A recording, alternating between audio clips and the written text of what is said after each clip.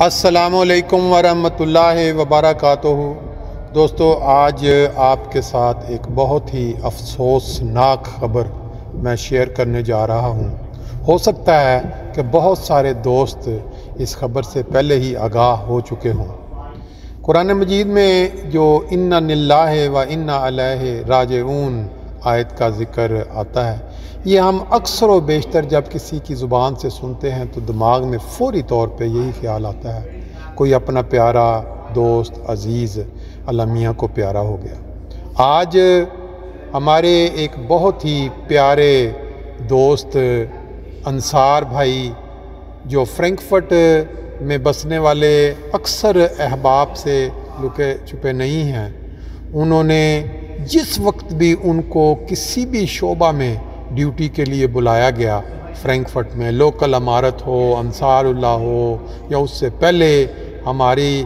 جان پہچان سے پہلے خدام الانبیاء کے دور میں، یا پاکستان میں کراچی میں جہاں انہوں نے وقت گزارا، تو انہوں نے ہمیشہ لبیک کہا۔ میں نے ان کو جس حد تک جانا ہے، بہت کم ایسے دوست، ایسے انصار بھائی میری نظر سے گزرے کہ ان کو جس جگہ بھی آپ جائیں آگے ڈیوٹی پہ پائیں۔ اب یہ جو مناظر آپ دیکھ رہے ہیں ساتھ ساتھ، یہ مناظر کینیڈا انصار اللہ کا جو 2022 کا اجتماع ہے اس کے ہیں، لیکن یہ مناظر جرمنی میں ہر سال پچھلے 2-3 سال قبل جب بھی یہاں دیکھنے کو ملے تو ہمارے یہ ناصر بھائی احسن قدیر بھٹی، انہوں نے ان انتظامات میں اپنا حصہ خوب ڈالا۔ اب جس حد تک کوئی ان کو اپنے لیول پہ جانتا ہے وہ ان کی خوبیاں خود بیان کر سکتا ہے، لیکن میں نے ان کو جس حد تک جانا وہ یہ جانا کہ خاموشی کے ساتھ بغیر جتلائے جہاں بھی ان کو ڈیوٹی کے لیے کہا گیا وہ ڈیوٹی کے لیے پہنچے۔ انہوں نے ذرا بھی اظہار نہیں کیا ابھی میں نے کام پہ جانا ہوتا ہے، یا میں نے جب بھی انصار اللہ کا اجتماع یا کوئی دوسرے مواقع فرینکفرٹ میں لوکل عمارت میں ڈیوٹیاں یہ وہ آیا سامنے، تو انہوں نے دل کھول کے بغیر کسی ہیلو ہجت کے ڈیوٹی کے لیے وقت دیا۔ یہ خوبی جو ہے یہ بہت کم لوگوں میں پائی جاتی ہے۔ عموماً لوگ اپنا وقت جو دیتے ہیں کسی جماعتی خدمت کے لیے، ضرور بعض اوقات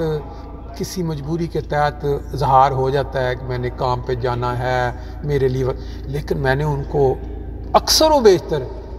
مسجد میں لوکل عمارت کی ڈیوٹی میں یا انصار اللہ میں جب ہمارے اجتماعات ہوتے رہے ہیں لوکل فرینکفرٹ کے، یا ہمارے جو نیشنل اجتماعات ہوتے رہے، اس میں جب بھی ان کو دیکھا وہ ڈیوٹی کبھی وہ اپنا نظم و ضبط پہ ڈیوٹی دے رہے ہوتے ہیں، کبھی وہ اپنا وہ رہائش پہ، کبھی جہاں ان کی ڈیوٹی باہر لگائی گئی۔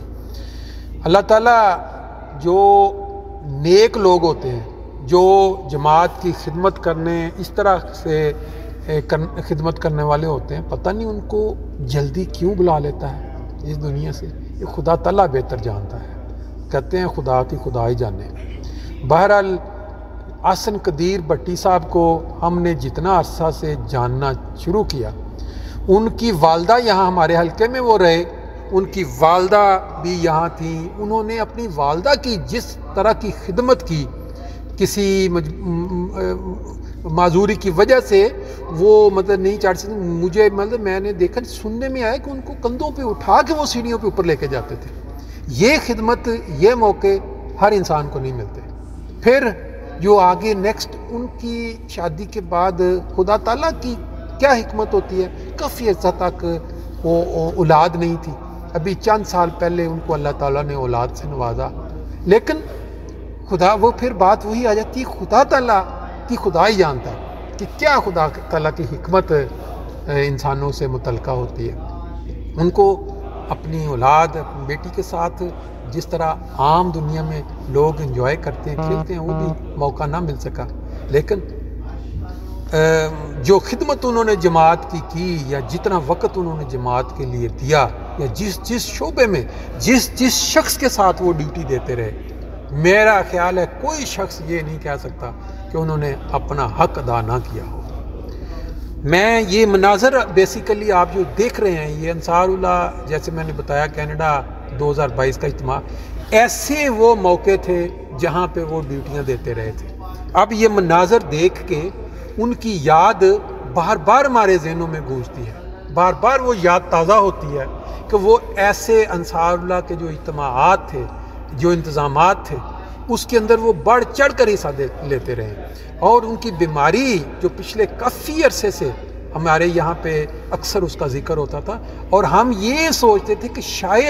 شاید کوئی معجزہ ایسا ہو جائے کہ خدا تعالیٰ اس موذی مرض سے ان کو شفا دے دے اور ان کو صحت مند، ہم ایک دم کہیں مسجد میں ہوں، اجتماع پہ ہوں تو آگے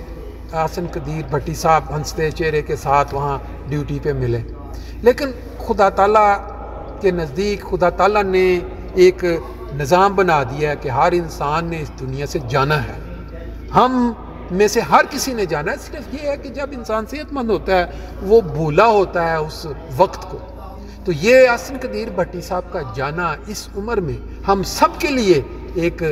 سبق بھی ہے کہ بھولے نہیں اس وقت کو، کل نہیں تو پرسوں ہماری باری بھی آنی ہے۔ تو اللہ تعالیٰ حسن قدیر بھٹی صاحب کے درجات بلند کرے، ان کو جنت الفردوس میں اعلیٰ مقام سے نوازے، اور ان کی فیملی میں جتنے ممبر ہیں ان سب کو صبر کی توفیق دے، کیا کہتے ہیں کامل صبر کی توفیق دے، وہ جو خدا ہی دے سکتا ہے۔ اللہ تعالیٰ ہم سب کو محفوظ رکھے اور صحت والی زندگی چلائے۔